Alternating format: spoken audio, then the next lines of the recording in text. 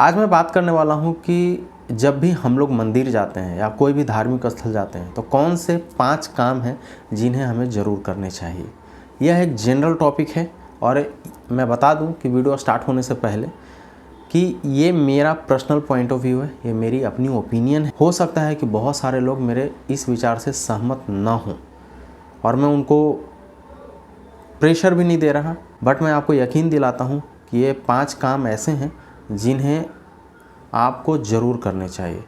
और मैंने खुद इसको ट्राई किया है और मैं खुद हमेशा करता हूँ। ऐसा नहीं है कि सिर्फ आप मंदिर जाएं तो ही ये उपाय करें, किसी भी धार्मिक स्थल पे जाएं, ये 5 काम आप ज़रूर कीजिए। आप करके देखिए, कुछ दिन आप इसको ट्राई करके देखिए, फिर आप बताइएगा कि आपको कैसा फीलिंग आ रही है, कैसा अनुभव है आपका। मंदिर सब कोई जाते हैं, मस्जिद सब कोई जाते हैं, गुरुद्वारा भी जाते हैं, चर्च भी जाते हैं, लेकिन जो कुछ काम हैं वो शायद हम लोग भूल जाते हैं और किसी कारणवश उसको फुलफ़िल नहीं कर पाते हैं और हड़बड़ी के वजह से, समय के अभाव के वजह से नहीं करते हैं। और मैं बोल रहा हूँ कि ये 5 काम कोई तंत्र मंत्र से रिलेटेड नहीं है, आंतरिक प्रक्रिया नहीं बता रहा हूँ, एक नॉर्मल पॉइंट ऑफ व्यू है, मेरा ओपिनियन है, तो मैंने सोचा कि मैं शेयर कर लूँ। बहुत दिन से मैं सोच रहा था कि इस बात को आप लोगों के समक्ष रखा जाए। आप लोग कमेंट करके ज़रूर बताइएगा, लेकिन कमेंट करने से पहले मैं रिक्वेस्ट आपसे ज़रूर करूँगा कि इन 5 कामों को आप पहले करके देखिए, 3 मंथ, 6 मंथ, 1 ईयर, उसके बाद अपना पॉइंट ऑफ व्यू मुझे बताइएगा तो मुझे अच्छा लगेगा। अब ऐसा नहीं है कि स्टार्टिंग में ही मैंने बताया, वीडियो देखा और किया भी नहीं और आप कमेंट कर रहे हैं और उल्टा पुल्टा सवाल पूछ रहे हैं, गाली दे रहे हैं, कमेंट करके क्रिटिसाइज़ कर रहे हैं, तो वैसा मत कीजिएगा। आप जस्ट ट्राई कीजिएगा, उसके बाद बताइएगा। तो चलिए स्टार्ट करते हैं। तो जो पहला मैं रिकमेंड करूँगा आपको कि जब भी आप मंदिर जाएं या कोई भी धार्मिक स्थल जाएं तो मीठा चीज़ ज़रूर लेकर के जाएं। 1 सेकेंड में रिपीट कर रहा हूँ कि जब भी आप कोई मंदिर जाएं, धार्मिक स्थल जाएं तो वहाँ कुछ न कुछ मीठा ले करके ज़रूर जाएं। ऐसा इसलिए कि जब भी आप कुछ मीठा लेकर के जाते हैं तो नंबर 1 क्या होता है कि आपके जितने भी बिगड़े हुए ग्रह हैं वो सुधार होने शुरू हो जाते हैं, वो अपने अपने स्थान पे जाने शुरू कर देते हैं। जो ग्रह आपको प्रताड़ित कर रहे हैं, प्रभावित कर रहे हैं, उससे निजात मिलना आपको शुरू हो जाएगा। वो ग्रह पॉजिटिव वाइब्रेशन देने शुरू हो जाते हैं। दूसरा, जब भी आपको जॉब में प्रॉब्लम हो रही है, बिजनेस में प्रॉब्लम हो रही है, घर बार में कोई प्रॉब्लम हो रहा है, तो वो सुधरना शुरू हो जाता है। आप यकीन मानिए कि जब भी आप ये काम करेंगे, मीठा लेकर के जाएंगे।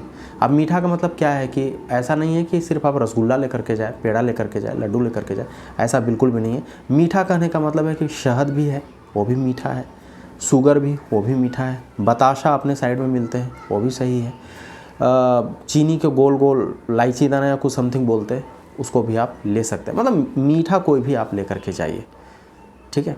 तो इससे आपके ग्रह सुधरने शुरू हो जाएंगे। दूसरा, जो भी जॉब में, जो भी बिजनेस में जो भी प्रॉब्लम आपको आ रही है वो ख़त्म होने शुरू हो जाएंगे।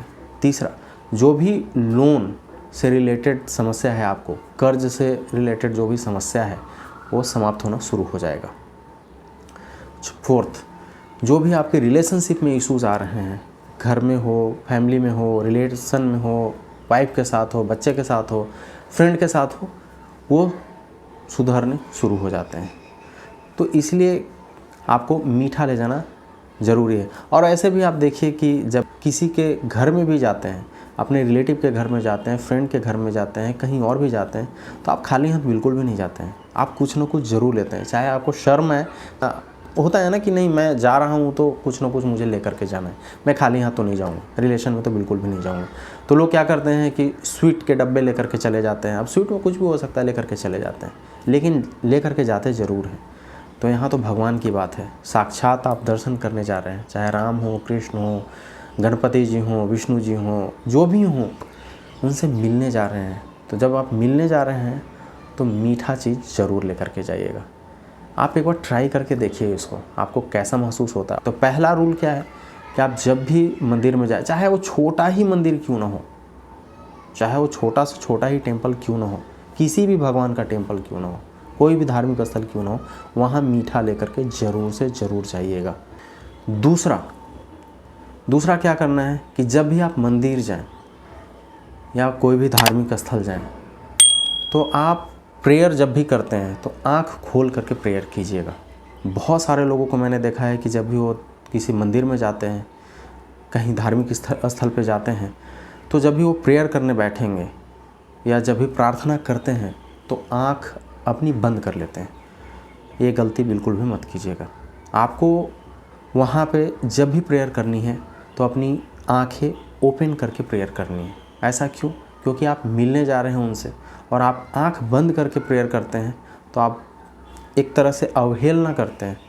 यदि मैं एक एग्जांपल देता हूँ कि मैं आपसे मीट करने आऊँ, आपसे मिलने आया, मिला आपसे और आँख बंद करके वहाँ पे बैठ गया और अपने आप बड़बड़ा रहा हूँ, कुछ बोल रहा हूँ, आपको देख नहीं रहा हूँ, आपको कैसा फील होगा? अनकंफर्टेबल फील होगा आपको। आप हो सकता है कि नर्वस फील करें, आपको हो सकता है कि कुछ असहज महसूस हो आपको। तो सेम चीज़ वहाँ पे भी है। जब भी आप भगवान के साथ रिलेशन जोड़ने की कोशिश करते हैं तो उसको अपने तौर तरीके से जोड़ने की कोशिश कीजिए। भगवान कोई डरावने वाली चीज़ नहीं है कि उनके डर से हम जा रहे हैं, ऐसा नहीं है।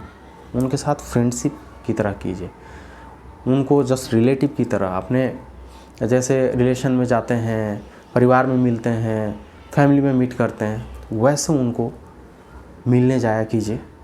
और जब भी प्रेयर कीजिए तो आँख खोल करके और उनको पूरे दर्शन के साथ देखिए, नीचे से ऊपर तक उनके दर्शन कीजिए। क्योंकि आप मिलने गए हैं उनसे नहीं, आपको प्रेयर करनी है, लेकिन क्या करनी है? आंखें खोल करके प्रेयर करनी है। उनको पूर्ण दृष्टि से देखिए, भाव भंगिमा, उनका जो नेचुरल साइट है उसके तरह से देखिए, उनको प्यार की दृष्टि से देखिए। क्योंकि वो आपके गार्जियन हैं, ईश्वर हैं, परमात्मा हैं वो। तो अपनी आंखें खोल करके उनको मतलब एकदम प्यार से होता है ना, जैसे अपने माँ बाप से मिलते हैं वैसे मिलिए उनसे, आपको बहुत अच्छा महसूस होगा। ऐसा नहीं है कि आप आंखें बंद करके करेंगे तो कोई गलती कर रहे हैं, लेकिन ऐसा मना ही है, आप ऐसा बिल्कुल भी ना करें। तो दूसरा जो काम करना है आपको, क्या करना है? जब भी प्रेयर करें मंदिर में तो आंखें खोल करके पूर्ण रूप से भगवान को देखते हुए ही प्रेयर करें, तो प्रार्थना जल्दी फलीभूत होती है, आपकी मनोकामना जल्दी पूर्ण होती है। ठीक है, आपके प्रेयर जल्दी सुने जाते हैं और दिल में अलग ही उमंग, उल्लास, प्रेरणा मिलती है। ठीक है, तो ये काम जरूर कीजिएगा। तीसरा काम क्या है?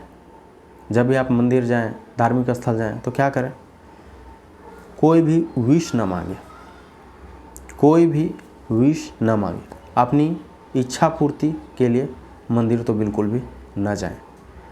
भगवान वहाँ पे बैठा हुआ है, आप उनके पास गए, जस्ट लाइक ए भिखारी की तरह गए, भगवान ये दे दो, भगवान वो दे दो, कार दे दो, बैंक बैलेंस दे दो, बेटा दे दो, बहू दे दो, ये दे दो, वो दे दो।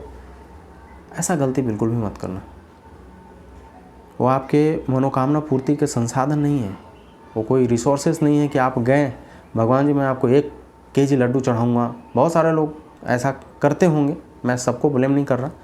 बहुत सारे लोग मन्नत मांगते हैं वहाँ पे जा कर के कि भगवान यदि मैं पास हो जाऊँगा तो ये कर दूँगा, भगवान जी मुझे जॉब लग जाएगी तो मैं ये कर दूँगा, भगवान जी मुझे लॉटरी लग जाएगी तो ये कर दूँगा, कार आ जाएगी तो ये कर दूँगा। क्यों भाई? दे वही रहा है और आप उसको लालच दे रहे हो। भगवान क्या आपका पैसे का भूखा है, आपके लड्डू का भूखा है, पेड़ा का भूखा है, आपके कपड़े का भूखा है? नहीं भैया, वो आपके प्यार, भाव का भूखा है वो।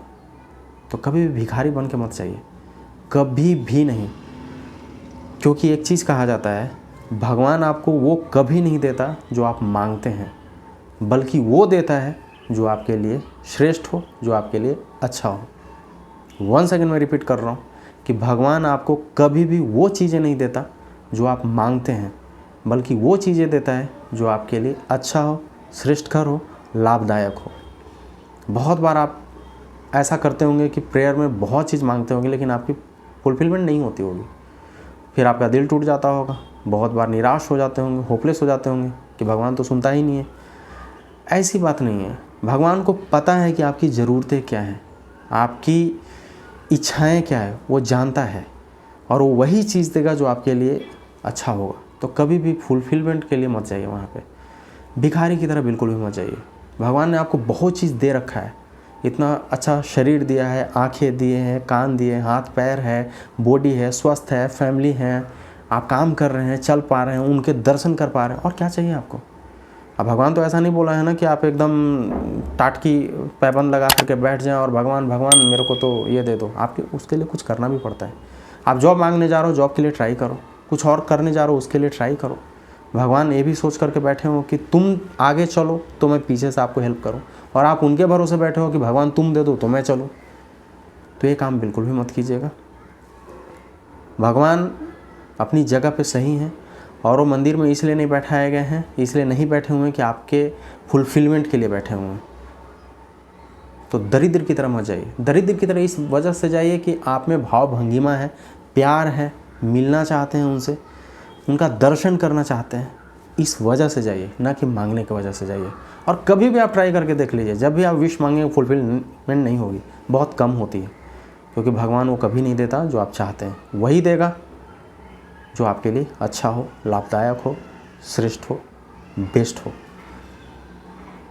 और एग्जाम्पल से समझा रहा हूँ कि मैं आपके पास एक दिन आऊँ, कुछ चीज़ मांगूँ तो आप अच्छे से देंगे, दूसरा दिन आऊँ तो भी ठीक ठाक ही देंगे, तीसरा दिन आऊँ तो भी चलो दे ही देंगे कि चलो ठीक है, फोर्थ टाइम आऊँगा ना तो आप समझ जाओगे कि ये जब भी आ रहा है ना, इसका दरवाज़ा बंद कर दो, ये कुछ ना कुछ मांगेगा, ये कुछ ना कुछ मांगने आया होगा, ये भिखार है, ये मेरे घर पे आ रहा है, कुछ ना कुछ मांगेगा, चाय मांग लेगा, चीनी मांग लेगा, कपड़ा मांग लेगा, गाड़ी मांग लेगा, कुछ ना कुछ तो मांगेगा। तो आप क्या करोगे, नेक्स्ट टाइम जब मैं जाऊँगा, 3 बार 4 बार तो आप मैनेज कर लोगे, 5वां बार जब मैं जाऊँगा ना तो आप दरवाज़ा बंद कर लोगे और सोचोगे कि तो हटा दो, ये जब भी आता है तो कुछ ना कुछ मांगता ही मांगता है। तो वैसा काम मत करो।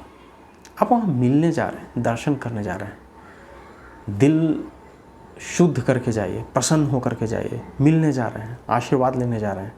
भगवान को बोलिए कि भगवान जी इतनी शक्ति दो, सामर्थ्य दो, इतना मेरे को पॉसिबिलिटी दो कि मैं खुद से कर लूँ। हाँ, तो तीसरा जो आपको काम क्या करना है, कोई भी मन्नत, कोई भी इच्छाएं मत मांगिए, वो आपको खुद दे रहे हैं, आप उनको क्या देंगे। 1 मिनट तो छोड़ो, 1 सेकंड में आपकी सांसें ले सकते हैं। जन्म मृत्यु कुछ भी आपके हाथ में नहीं है, 1 सेकंड में आप यहाँ से वहाँ चले जाओगे। हाँ, और आप उनको लालच देने जा रहे हो कि मेरे को ये कर दोगे तो मैं ये कर दूँगा, ये कर दूँगा तो वो कर दूँगा। मत करो प्लीज़, ठीक है। तो इस बात का आप ध्यान रखिए। 4th जो नंबर है वो आपको क्या काम करना है, thanks giving to the god. भगवान को शुक्रिया अदा करनी है आपको। जब भी मंदिर जाइए, जब भी धार्मिक स्थल पर जाइए, तो दिल से शुक्रिया अदा कीजिए उनको। जो भी चीज़ें आपको अवेलेबल है उसके लिए शुक्राना अदा कीजिए उनको, थैंक यू बोलिए पूरे दिल से, दिमाग से नहीं, पूरे दिल से, क्योंकि वो हर बात आपकी जानता है। आप दिमाग से बोल रहे हो कि दिल से बोल रहे हो, आप उनसे बच नहीं सकते हैं। हाँ, तो दिल से शुक्रिया बोलिए कि भगवान जी जो भी चीज़ आपने मुझे दिया है, छोटा से छोटा, बड़ा से बड़ा, हर उस चीज़ के लिए आपको बहुत बहुत शुक्रिया जो आपने मुझे दे रखा है, जो आपने दिया है, जो पास्ट में दिया उसके लिए भी बहुत बहुत शुक्रिया, जो प्रेजेंट में है उसके लिए भी बहुत बहुत शुक्रिया, और जो फ्यूचर में होने वाली है उसके लिए भी बहुत बहुत शुक्रिया, तहे दिल से शुक्रिया। और जो आपने नहीं दिया है उसके लिए भी बहुत बहुत शुक्रिया। हो सकता है कि आपका कुछ प्लान हो सकता है कि कुछ हमारे लिए बेहतरीन आप कुछ प्लानिंग करके बैठे हों और मैं कुछ और चीज़ मांग रहा हूँ जो कि मुझे मिल नहीं रहा है, और आपकी प्लान हो सकता है कि आपको करोड़पति बनाने का प्लान हो और आप उनसे 1000 रुपये मांग रहे हो, लाख रुपए मांग रहे हो। तो उनको शुक्रिया अदा कीजिए। जब भी जाइए पूरे दिल से शुक्रिया कीजिए कि हे गॉड, हे ईश्वर, हे राम कृष्ण, जो भी भगवान हो, पूरे दिल खोल करके उनको शुक्रिया अदा कीजिए। शुक्रिया फॉर गिविंग मी इतना बेहतरीन बॉडी देने के लिए, शरीर देने के लिए, चेहरा देने के लिए, हेल्थ देने के लिए, वेल्थ देने के लिए, फैमिली देने के लिए, फ्रेंड्स देने के लिए, रिलेटिव्स देने के लिए, पढ़ाई करवाने के लिए। क्या नहीं है आपके पास, शुक्रिया अदा करके तो देखिए। हाँ, आप जिंदा हैं, यही सबसे बड़ा नियामत है, ये सबसे बड़ी आपके लिए गिफ्ट है कि आप जिंदा हैं। बहुत सारे लोग ऐसे हैं जिनके पास पैर नहीं है, हाथ नहीं है, कुछ लोग देख नहीं पाते, कुछ लोग सुन नहीं पाते, कुछ लोग बेड रिडन हैं, कुछ लोग हॉस्पिटलाइज्ड हैं, कितने लोगों को एक्सीडेंट हो जा रहा है, कितने लोगों की फैमिली नहीं है, फ्रेंड्स नहीं है, रिलेटिव्स नहीं है। आपके पास इतनी चीज़ें हैं, तो हर एक चीज़ के लिए शुक्रिया अदा कीजिए उनको। शुक्रिया, हर उस चीज़ के लिए उनको शुक्रिया अदा कीजिए जो आपके पास अवेलेबल है। इतना बेहतरीन दिन देने के लिए बहुत बहुत शुक्रिया। उनको शुक्रिया अदा कीजिए कि आज मैंने सूर्य को देखा, दिन को देखा, आज आप ड्यूटी पे जा रहे हैं, आपके बच्चे हैं, वाइफ हैं, माँ हैं, बाप हैं। हाँ, कुछ लोगों के हो सकते हैं कि फैमिली ना हो, कुछ लोगों की मिसिंग हो, उनसे ज़रा पूछ करके देखिए कि उनको कैसा महसूस होता है, फिर भी वो आपसे ज़्यादा खुश हैं।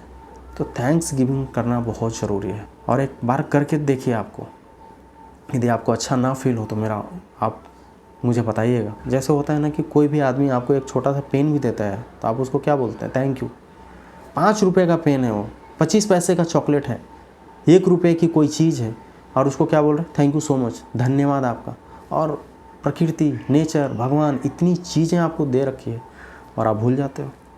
उनको कोई भी शुक्रिया नहीं। इतनी बड़ी ज़िंदगी मिली है आपको, इतना सब कुछ दिया है, लेकिन आप शुक्रगुजार नहीं हैं। लेकिन कोई एक आदमी पानी का बोतल 10 रुपये का दे करके चला जाता है तो thank you so much, thank you so much. हाँ, और वो ये इतनी बड़ी ज़िंदगी दे रखा है, इतनी सारी चीज़ें दे रखा है, आप इतने बड़े हो गए, हाँ, फल फूल रहे हैं, उसके लिए तो शुक्रगुजार होना है ना। तो मंदिर में जब भी जाइए तो थैंक्स गिविंग की हैबिट ज़रूर डालें। 5वां नंबर, जब भी आप मंदिर में जाएं या कोई भी धार्मिक स्थल पे जाएं तो उनके गर्भ स्थल जो सेंटर पॉइंट होता है वहाँ पे कम से कम 15 to 20 मिनट्स ज़रूर से ज़रूर बैठिए, ज़रूर से ज़रूर बैठिए वहाँ पे। बहुत सारे लोगों को मैंने देख रखा है कि वो मंदिर में जाते हैं, चढ़ावा चढ़ाएंगे, सब चीज़ करेंगे, बस 5 मिनट में निकल करके भाग जाएंगे। क्यों इतना जल्दी है भाई? वहाँ मंदिर क्या है? पॉजिटिव वाइब्रेशन का गढ़ है वो एक तरह से। जो भी मंदिर होते हैं उनके सेंटर पॉइंट पे, जिसको गर्भगृह बोला जाता है, वहाँ पे 10 से 15 मिनट, 20 मिनट, जितनी आपकी क्षमता हो, जितनी आपके पास टाइम हो, ज़रूर से ज़रूर बैठिए। ऐसा क्यों? क्योंकि मंदिर एक ऐसी जगह है, धार्मिक स्थल ऐसी जगह है जहाँ पे हमेशा 24 आवर्स पॉजिटिव वाइब्रेशन का संचार होते रहता है, सकारात्मक ऊर्जा का संचार होते रहता है। और जब आप वहाँ पर बैठते हैं तो आपके बॉडी में भी सेम सकारात्मक ऊर्जा के प्रवाह होने शुरू हो जाते हैं, सकारात्मक ऊर्जा आपके बॉडी में भी फ्लो होना शुरू हो जाता है।